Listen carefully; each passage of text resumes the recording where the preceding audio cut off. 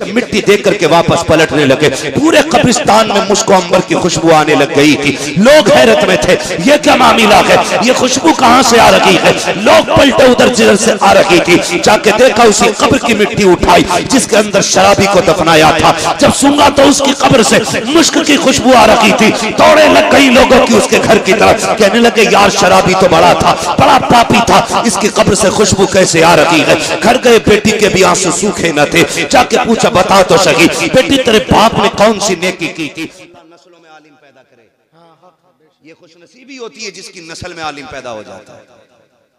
वरना जिन घरानों में आलिम नहीं होते ना, तो हालात देखते हो, सर में दर्द हो तो पानी मौलाना से पढ़वा के लाओ, बुखार हो तो पानी इमाम साहब से पढ़वा के लाओ, और दम निकलने लगे, अल्लाह सबकी रूह निकालने के मामलात आसान फरमाए। इतना मुश्किल होता है वहाँ मुनाजिर साहब, इतना मुश्किल होता है कि जब रूह निकलना शुरू होती है ना, तो टखनों में अटकती है, घुटनों में अटकती है, कमर में जाकर रुक जाती है, फिर सीने पे आके जब रूह अटकती है तो बड़ा मुश्किल मंजर होता है। मुश्किल मंजर होता है जब रूह सीने में आके अटक जाती है। जब गले पे जाके रूह का काम रुकता है ना, खुदा की कसम मैंने लोगों को जमीन से तड़प में उठते हुए देखा है, तड़पते हुए देखा। फिर कहते हैं लाओ कोई गिलास उठाओ, मौलाना से पानी पढ़वाओ। बच्चा गली गली घूम रहा है लेकिन कोई पढ़ने वाला नहीं मिल रहा है। कोई मिल भी गया का जल्दी पढ़ दो, अब्बा का इंतकाल होने वाला है, रूह नहीं निकल रही है। पानी पढ़ दिया गया, बच्चा लेकर के आ गया, लेकिन पानी हलक के अंदर गया ना गया। बड़ा मुश्किल मंजिल होता है। क्या कि अच्छा हो कि तेरा बेटा अगर कुरान का कारी हो, आलिम दीन हो, रूह निकलने का काम शुरू हो, इधर ये कुरान पढ़ना शुरू कर दे। खुदा की कसम जहां जहां रुकने का मंजर रूह का आएगा, जो मकाम रूह के ठहरने के हैं, जब उन पे पहुंचेगी और तेरा बेटा यासीन की तिलावत करता होगा, फरिश्ते कानों के अंदर मुबारकबादियां देते होंगे, रूह कैसे निकल जाएगी पता भी नहीं चलेगा। इधर कुरान की तिलावत होती रहेगी, उधर जन्नत का सफर आसान होगा। नाराए तकबीर, नाराए रिसालत, जश्ने दस्तार बंदी, नाराए तकबीर, नाराए रिसालत। कुरान के आदी बने, पढ़ेंगे इंशाअल्लाह कुरान, सारे बोले इंशाअल्लाह। और जिन्हें पढ़ना नहीं आता वो कुरान देखने की आदत डाले। हर घर में कुरान होगा कि नहीं, होगा कि नहीं हर घर में, हर घर में कुरान। और कुरान का मामला तो ये कि बंदे 5 है तो मोबाइल 8 है, बंदे 5 है कुरान 2 ही रखे, और वो भी नहीं खुलते कभी। और मोबाइल 2 मिनट कोई भी अपना मैं हूं आपको छोड़ के दिखा दे, मिलेगा ही नहीं फ्री। जिसके हाथ लग जाएगा वही चलाना शुरू कर देगा। लेकिन कुरान 2 रखे, कोई खोलने वाला नहीं। जहेज में कुरान आ जाए तो सास कहती है कुरान तो कई अट्ठे, इसे मस्जिद में पहुंचा दो। फ्रिज को संभाल के रखेगी, टीवी को संभाल के रखेगी, गाड़ी को साफ कराएगी, सारी चीजों पे सफाई कराएगी। कुरान की बारी आ गई, मस्जिद में पहुंचा दो, 2 ही उन्हीं कोई ना खोलता। ये गैरत की बात है। जब कुरान घर में रखने की जगह ना हो, समझ लेना कयामत आने वाली है। ये है हमारा कुरान से प्यार, ये है हमारी कुरान से मोहब्बत, कि हमारे घर के अंदर कुरान के लिए जगह नहीं रही। क्या कुरान कहता नहीं होगा मालिक ये मुझे खोलते तक नहीं है, ये मुझे पढ़ते तक नहीं है। कुरान सिर्फ 40 तक के लिए था। कुरान तो शऊर जिंदगी देने के लिए आया था। कुरान से इश्क करो, यहाँ भी सिला देगा, वहां भी सिला देगा। आओ तुम्हें बताऊं, अल्लाह अकबर। एक बहुत बड़ा शराबी था, बहुत बड़ा शराबी, इतना बड़ा मशहूर शराबी था कि इंतकाल हुआ, कोई दफन करने उसको नहीं आ रहा था, कोई हाथ लगाने उसको नहीं आ रहा था। रिश्तेदारों ने यह सोचा अगर दफन नहीं किया गया तो इसकी लाश सड़ जाएगी, बदबू फैलेगी, चलो उठा के कब्रिस्तान के गड्ढे में डाल आओ। ये सोच करके रिश्तेदार लेकर के गए। कुछ लोग शामिल हो गए जनाजे में मिट्टी देने के लिए। जब मिट्टी देख करके वापस पलटने लगे, पूरे कब्रिस्तान में मुश्को अंबर की खुशबू आने लग गई थी। लोग हैरत में थे, ये क्या मामला है, ये खुशबू कहां से आ रही है। लोग पलटे उधर जिधर से आ रही थी। जाके देखा उसी कब्र की मिट्टी उठाई जिसके अंदर शराबी को दफनाया था। जब सूंघा तो उसकी कब्र से मुश्क की खुशबू आ रही थी। दौड़े लग गई लोगों की उसके घर की तरफ, कहने लगे यार शराबी तो बड़ा था, बड़ा पापी था, इसकी कब्र से खुशबू कैसे आ रही है। घर गए, बेटी के भी आंसू सूखे न थे। जाके पूछा बता तो सही बेटी तेरे बाप ने कौन सी नेकी की थी। बच्ची ने आंसू साफ किए, कहा मजाक कर रहे हो, कहा मजाक तो नहीं है, बता तो सही तेरे बाप की नेकी क्या थी। कहा हुआ क्या है, कहा आज जब दफना के लौट रहे थे उसकी कब्र से मुश्क की खुशबू आ रही थी। कहा मेरा बाप शराबी था, मेरा बाप गुनाहगार था। कहा बेटी हम भी जानते हैं लेकिन ये बता नेकी क्या की थी। उसने कहा नेकी तो कोई याद नहीं है लेकिन इतना मुझे याद आ रहा है जब कभी नशा उतरा करता था तो मेरा बाप गुस्ल करता था, वुजू करके गुस्ल करके खुशबू लगा के आता था और ये जो सामने कुरान रखा है वो इसको उठा के गोद में लेके बैठ जाता था। मेरे बाप को कुरान पढ़ना नहीं आता था लेकिन जब कुरान खोलता था तो रोना शुरू कर देता था, कहता था मेरे मालिक मुझे तेरा कुरान पढ़ना नहीं आता, मैं वो बदनसीब बंदा हूँ जिसे कुरान की तिलावत नहीं आती। का ये कहता रहता रोता रहता और कभी कभी तो इतना बेकरार हो जाता कि उंगलियां रखता आयतों पे और कहता मालिक ये मैं नहीं जानता ये क्या लिखा है, लेकिन जो भी लिखा है सच लिखा है। ये क्या कहा गया है मुझे नहीं पता है लेकिन जो भी तूने कहा है सच कहा है। का इतना मुझे याद है लोगों की चीखें निकल गई, कहने लगे वाह रे मालिक अगर कुरान से प्यार करने वाला तेरा इतना प्यारा हो सकता है तो कुरान पढ़ने वाला तेरा कितना प्यारा हो सकता है। नारे तकबीर, नारे रिसालत, अजमत कुरान, नारे तकबीर, नारे रिसालत। भाई कम से कम अगर कुरान पढ़ना नहीं आता तो कुरान को देख के चूम लिया करो, चूम लिया करो, उसकी जियारत किया करो, उसे सीने से लगाया करो। तुम कुरान को अपना दोस्त बना लो, कब्र और हश्र में कुरान तुम्हें अपना दोस्त बनाएगा। सारी जन्नत में जाना चाहते हैं ना, मैं हाथ नहीं उठवाऊंगा क्योंकि हर मोमिन की ख्वाहिश जन्नत है। और मेरे हुजूर ने फरमाया था जब भी हाथ उठा करें तो अल्लाह से जन्नत मांग लिया करो, ये जन्नत मांग लिया करो। तो हर बंदे की ख्वाहिश जन्नत में जाना है। सबसे सच्चे साथी को कुरान कहा जाता है और यही हम नहीं पढ़ते है। जिसे देखो चौराहे पे इतनी लंबी जीभ निकाल के बातें करता। और कई बार तो कई जगह ऐसा हुआ, एक जगह जाना हुआ पता चला हो कि मुक्तदी तो इमाम साहब के फोटो खींच ले करे सजदे में कि देखो जी पैर हिल गया था तुम्हारा, कम थोड़े ही है फोटो खींच के दिखा रहे, देखो यकीन ना तो तुम्हें देखो अरे यार तू सजदा कर रहा था कि फोटो खींच रहा था। अपने अपने अमल के बारे में सोचे, अपने अमल के बारे में हर बंदा ये सोचे यार मेरे अमल बेहतर होने चाहिए। हर शख्स की ये ख्वाहिश होनी चाहिए मेरा अमल बेहतर होना चाहिए। कोशिश ये किया करो क़यामत के दिन मैं बख्शा जाऊं, मेरा काम बन जाए। लेकिन मसला ये नहीं है, हमने जो जिंदगी समझी है ना, हम तो ये सोचते हैं जिसके पास गाड़ी है बंगला है वही कामयाब है। नहीं, जिसके सीने में कुरान की मोहब्बत है वो बड़ा कामयाब है, बड़ा कामयाब है। फरमाया गया जब हाफिज कुरान का जनाजा उठता है ना, अल्लाह हुक्म देता कब्र को, खबरदार मेरे कुरान का हाफिज आ रहा है, एक बाल को भी हाथ ना लगा देना। जमीन वादा करती है मालिक मुझे तेरी इज्जत की कसम जैसा मेरे सीने में आएगा वैसे ही कयामत के दिन पेश कर देंगे। ये इज्जत किसे मिल रही है? कुरान वालों। लेकिन कुरान भी आसानी से नहीं आता, बड़ी मेहनत होती है कुरान पढ़ने पढ़ाने की। हम लोग तो ये सोचते हैं ना 100 रुपए दे दिए और काम हो गया हाफिज जी। ये मदरसा चलाने वालों से पूछो कितनी मेहनत से मदरसा चलता है। खुदा की कसम मदरसे के मुतवल्ली को, सेक्रेटरी को अपने बच्चों की इतनी फिक्र नहीं होती है जितनी मदरसे की फिक्र होती है। ये यकीन कर लीजिएगा आप मेरी बात का, इतनी फिक्र नहीं होती अपने बच्चों की जितनी मदरसों के बच्चों की फिक्र होती है। तनख्वाह की फिक्र होती है, महीने के खर्च की फिक्र होती है। लेकिन कुछ लोगों को यही फिक्र रहती है इसे फंसावे कैसे,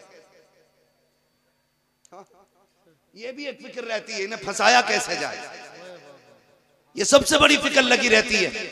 और हिसाब लगा रहे, हाँ निशान मार के कहेगा कैसा प्लास्टर कराया, ये कैसा प्लास्टर कराया है, छुट गया, सस्ता वाला करा दिया होगा। मगर हालात हमारे क्या, हमारे घर की एक लाइट फ्यूज हो जाए ना तो 1 घंटे के अंदर मिस्त्री आएगा और ठीक करके जाएगा। मस्जिद मदरसों की लाइटें बंद हुए महीने बीत जाते हैं, कोई देखने नहीं आता। ये कड़वी सच्चाई है, महीने बीत जाते हैं कोई देखने नहीं आता।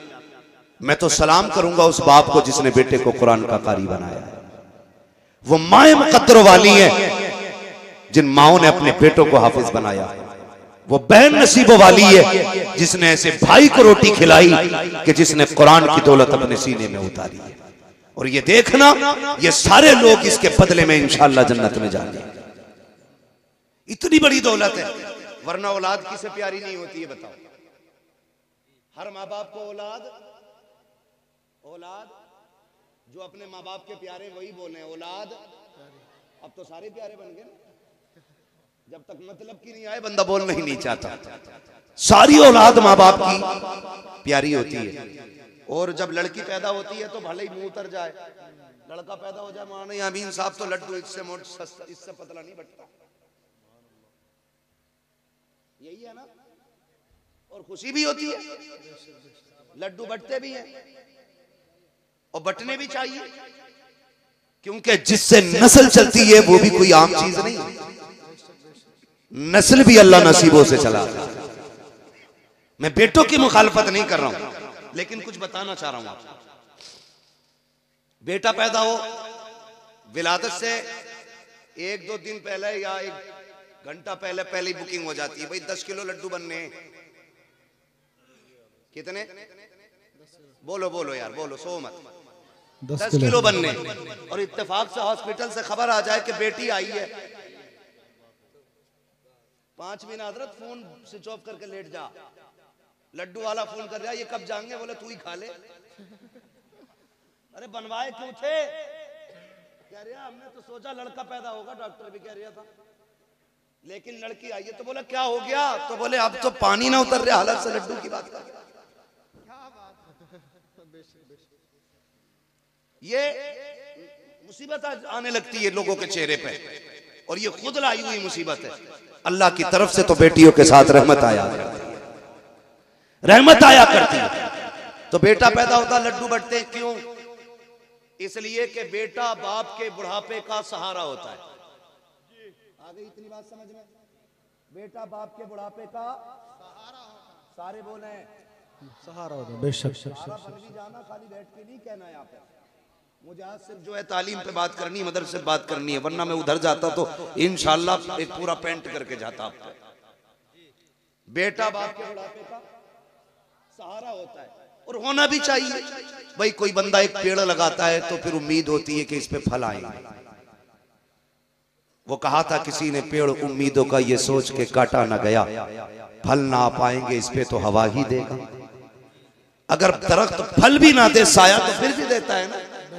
तो ये सोच के दरख्त खाए जाते हैं कि ये साया देगा। अगर बाप ये सोच के बेटे को पालता है कि बुढ़ापे का सहारा बनेगा, तो क्या गलत सोचता है।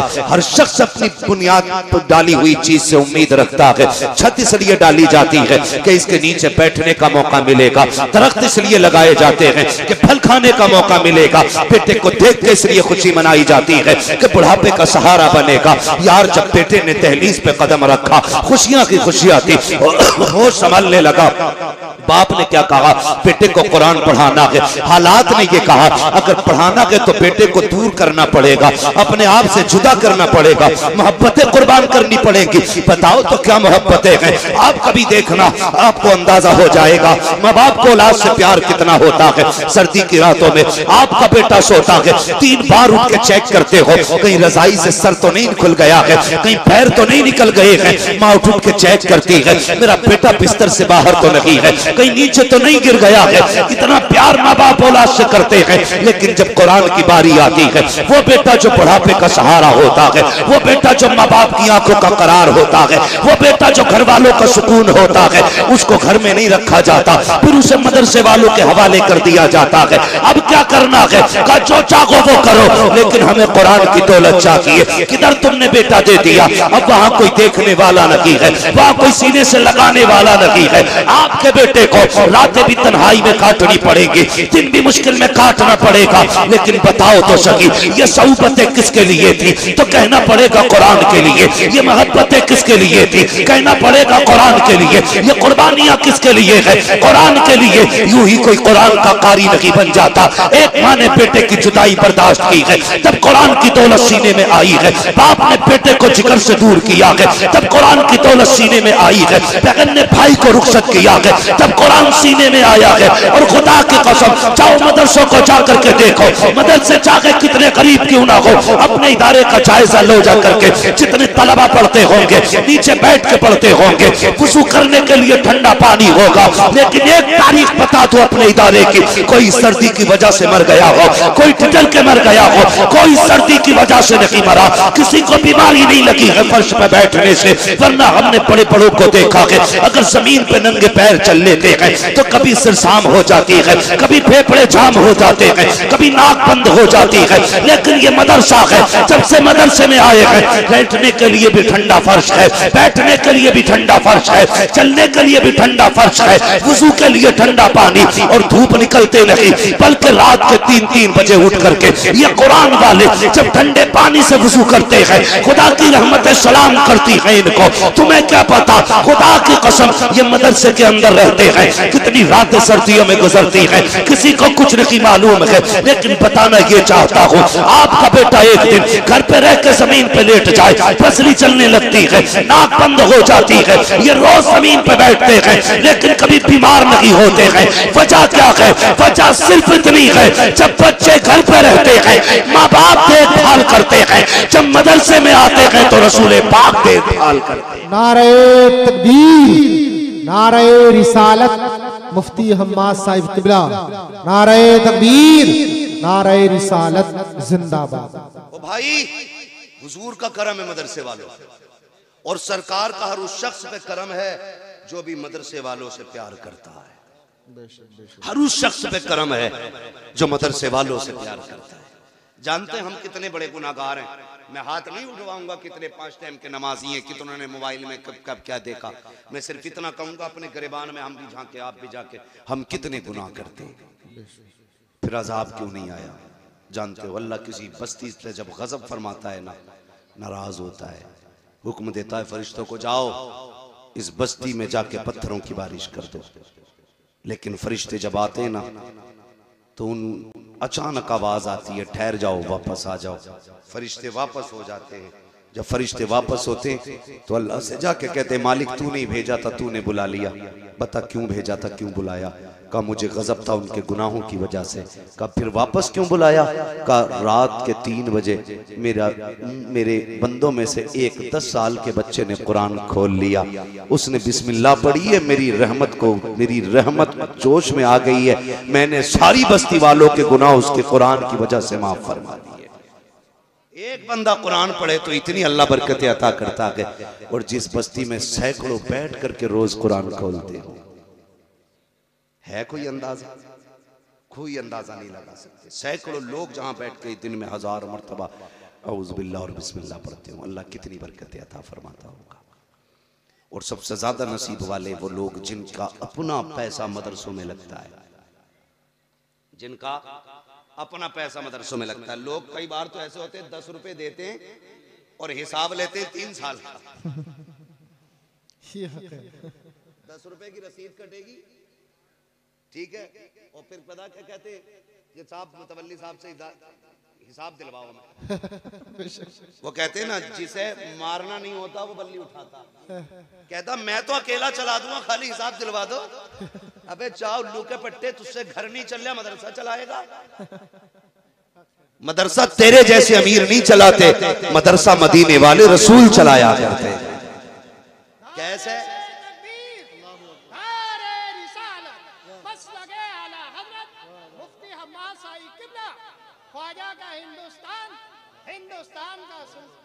चलिए कोई बात नहीं, माशाल्लाह, अल्लाह सलामत रखे। कोई बात नहीं बच्चे, जिसे कोई इज्जत ना दिया करे उसे आप सब इज्जत दिया करें। ये नहीं, कुछ नहीं होना चाहिए, सारे ही अल्लाह के बंदे। अगर इसका दिमाग थोड़ा लूज है तो इसका मतलब ये नहीं है कि तुम जिब्रील हो गए हो। सब अल्लाह की कुदरत है। किसी को ज़हीन बनाया उसने, किसी को कुछ दिया, ये सब उसकी कुदरत के करिश्मे। बंदे सारे ही अल्लाह के होते हैं, तो थोड़ा सा जरा कंट्रोल किया करें। ठीक है जी, तवज्जो है आप लोगों की जो मैं कह रहा था आपसे। तो वो हिसाब लेता जो 10 रुपए देता है, और जिसका काम दीन की खिदमत होता है बेचारा वो मुंह से ही नहीं बोलता, वो मुंह से ही नहीं बोलता, बेचारा काम करे जा रहा। वो क्या कहता, यार मेरा काम देना था मैंने दे दिया, अब ये क्या करेगा ये जाने और अल्लाह जाने। यही होता है ना। और हालात अल्लाह माफ करे लॉकडाउन लगा था तुम्हारे गांव में, ना लगा ना लॉकडाउन, पूरे भारत में लॉकडाउन था। तो चलो बिजनेसमैनों का बिजनेस बंद था, सर्विसमैनों की नौकरियों की छुट्टी थी, तनख्वाहें रुक गई थी। मदरसे वाले बेचारे किसानों के पास गए ना कि चंदा दे दो, तो कह रहे दिख न रहा लॉकडाउन चल रहा, तेरी फसल तो पूरी आई भाई, बहाना ढूंढ रहे, बहाना कि यार लॉकडाउन है। अरे भाई तेरा काय का लॉकडाउन है, तेरा गेहूं भी कटा, धान भी कटा, गन्ना भी बिका, सब कुछ हुआ ना।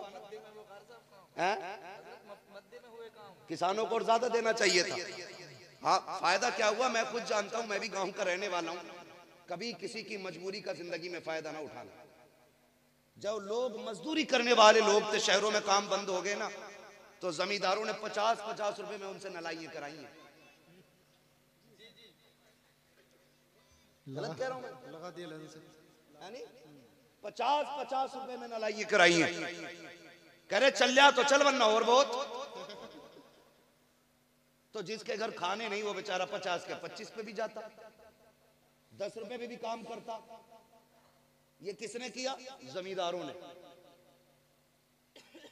अच्छा मैं किसी जमींदार को बुरा नहीं कह रहा हूं, ये ना सोचना भाई तंज कर रहा है। मैं बस एक बात बताना चाहता हूं आपको, कभी किसी की मजबूरी का फायदा ना उठाओ। अच्छा गरीब जो है ना मजदूरी देने में जल्दी करता है, मालदार कहता चल बे 200 रुपये मांगने आ गया, कल को आ जाइए।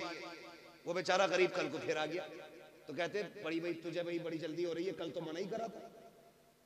तो आपकी नजर में 200 रुपये हो सकते हैं, लेकिन किसी के घर का पूरा खर्च भी हो सकता है। वो ये क्यों भूल रहे हैं आप?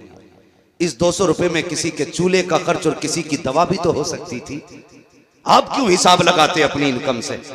अगर किसी के 10 रुपए भी मजदूरी के हैं तो हुजूर के फरमान के मुताबिक मजदूर की मजदूरी पसीना सूखने से पहले दे दो।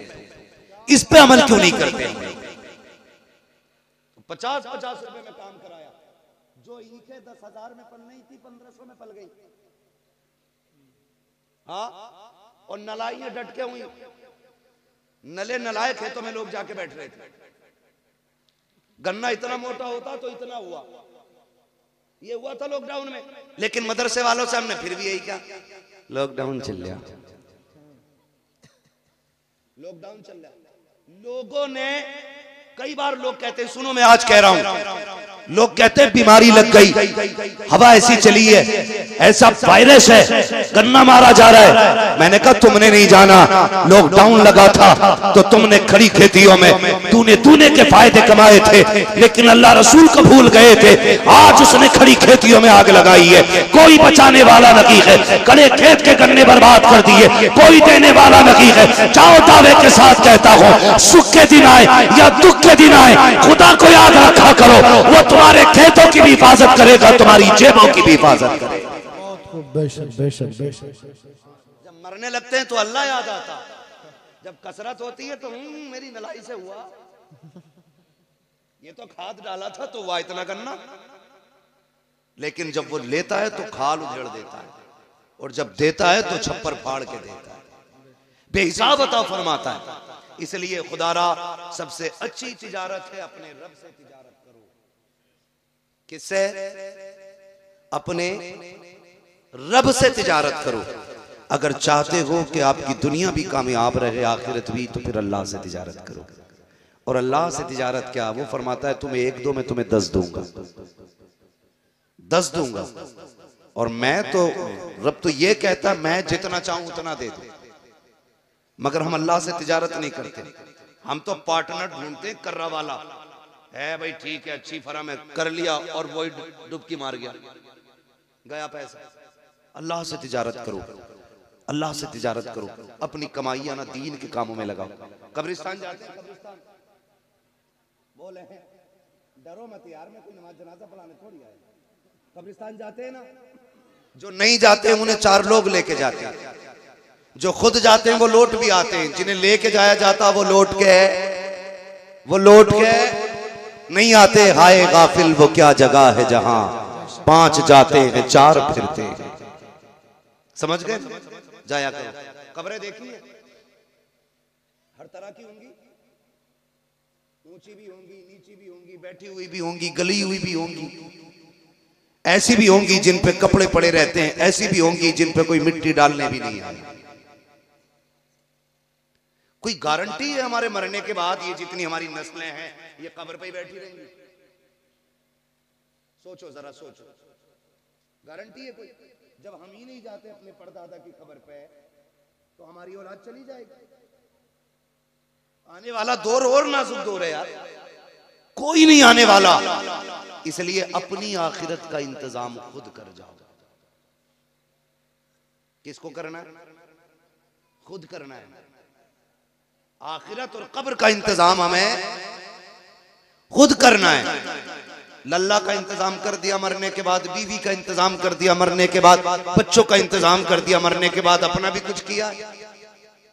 इस धोखे में रहते हैं कि लल्ला आएगा शबे कदर में बख्शवा देगा, शबे बरात में आएगा बख्शवा देगा, लेकिन हकीकत क्या है जानते हैं? शबे कदर में भी आगा सिर्फ अगरबत्ती या मोमबत्ती जला के निकल लेगा, इससे ज्यादा कुछ नहीं करेगा। हम सुन्नियों के अंदर क्या, अब तो कब्रिस्तान में लाइट लगाई जाती है और लोग आते निकल लेते हैं, आते निकल लेते हैं। अंदर से अगर मुर्दों की आवाज सुन पाते तो वो कहते हैं एक बात बताओ, ये लगाई क्यों है? ये तो तुम्हें उजाला दे रहे हैं, हमारे लिए क्या किया तुमने? अंदर के लिए कुछ किया? कुछ लोग कहते हैं जा भाई ड्यूटी लगाते हैं, तू भाई मेरे बाप की कब्र की घास खो दी है, ये मतलब जो राहत मिल रही थी ना हरियाली से वो भी खुदवा दी, वो भी खुदवा दी। कुछ तो चूना फेर देते, ऐसी भी हमने कब्रें देखी हैं अपने सुन्नियों में, चूना फेर देते हैं अब्बा की कब्र पे। क्यों? छठी हो रही है अब्बा की, हाँ कब्रें साफ हो रही हैं, लाइटें लगा दी। और भाई जरा सोच तो सकी, एक नहीं 1 लाख लाइटें ऊपर लगा दो, अंदर कोई फायदा नहीं पहुंचने वाला।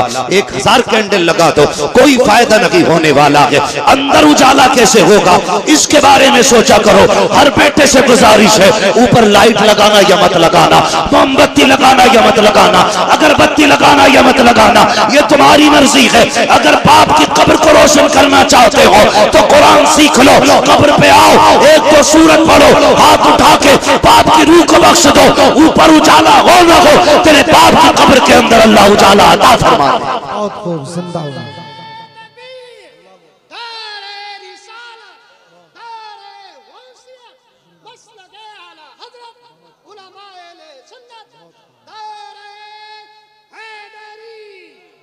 तवज्जो है आपकी? तो अंदर का इंतजाम करो। जब मर जाते हैं ना लोग, हमारी देखो खुशफहमी, मर जाते हैं तो कह मेरे अब्बा बहुत अच्छे थे। बोला क्यों? कि एक बार ना कुत्ते को पकड़ कर पानी पिलाया था। एक ने की याद है इसे अपने अब्बा की, और कह रहा मेरे अब्बा बहुत अच्छे थे। एक कह रहा मेरे अब्बा बहुत अच्छे थे। क्या हुआ? कि मेरे अब्बा ने ना, एक आदमी नंगे पैर जा रहा था, उसे जूते दे दिए थे। बस एक ने की याद है। बस मरने के बाद तो हम चाहते हैं कि सब हमारे मरने वालों को जन्नती बना दें, लेकिन जीते जी क्यों नहीं चाहते जन्नती बन जाए? इंतकाल होता है, खुदा की कसम ये कड़वी सच्चाई है। हमारी कौम के अंदर 2 काम होते हैं। जैसे कि इंतकाल होता है ना, इंतकाल के साथ बेटा फौरन कब्रिस्तान की तरफ की बजाय बाजार जाया करता है। जैसी बाजार जाता है वहां से कुरान की पेटी खरीदता है, और खरीदने के बाद फिर घर लेकर के आता है। कहता मेरे बाप का नाम डाल दो पेटी पे, उसको मस्जिद में उठा के रख दिया जाता है। तुम्हें क्या लगता है ये पेटी रख के सवाब पहुंचाएगी? पेटी से रख के बख्शिश होती रहेगी? ऐसा नहीं होना है। अगर ये पारे पढ़े जाएंगे तभी तेरे बाप को सवाब मिलेगा। कितनी पेटियां रख के तो उनके पारों में खून लग गए, पारों को दीमक खा गई, कोई खोलने वाला नहीं आया। पेटियां रख के जंगालूद हो गई, कोई खोलने के लिए नहीं आया। जब तक रखे रखे कोई सवाब नहीं मिला। अगर ये चाहते हो तुम्हारे बाप को सवाब मिले तो बेटियों का हदिया ना करा, बल्कि मदरसे में आ जा, मौलाना यामीन से आके कह कि वो तालिब इल्म बता दो जिसके पास पहनने के कपड़े ना हो, सर्दी का लिबास ना हो, बिछाने का गद्दा ना हो, या वो जगह दिखा दो जहां बैठ के कुरान वाले वुजू करते हैं और ठंडा पानी आता हो। बाप का इसाले सवाब के लिए मैं गीजर का इंतजाम करना चाहता हूँ, या वो जगह बता दो जहां से बच्चे गर्मी में गर्म पानी पीते हो। मैं इनके लिए फ्रिज का इंतजाम करना चाहता हूँ। अगर जन्नत चाहता है तो मदरसे के अंदर पढ़ने वालों के लिए पंखे लगवा दो, पानी का इंतजाम करा दो, बैठने का इंतजाम करा दो, तेरे इंतकाल के बाद कोई दुआ करे ना करे, कोई हाथ उठाए ना उठाए, अगर तेरे दिए हुए पंखे के नीचे ये कुरान वाले बैठ के कुरान पढ़ेंगे, तेरे दिए हुए फ्रिज से अगर इन बच्चों ने पानी पिया, खुदा की कसम जैसी पानी का पहला घूंट हलक से उतर के कलेजे को ठंडा करेगा, अल्लाह उससे पहले तेरी कब्र को जन्नत की हवा से ठंडा करेगा। सुभान अल्लाह।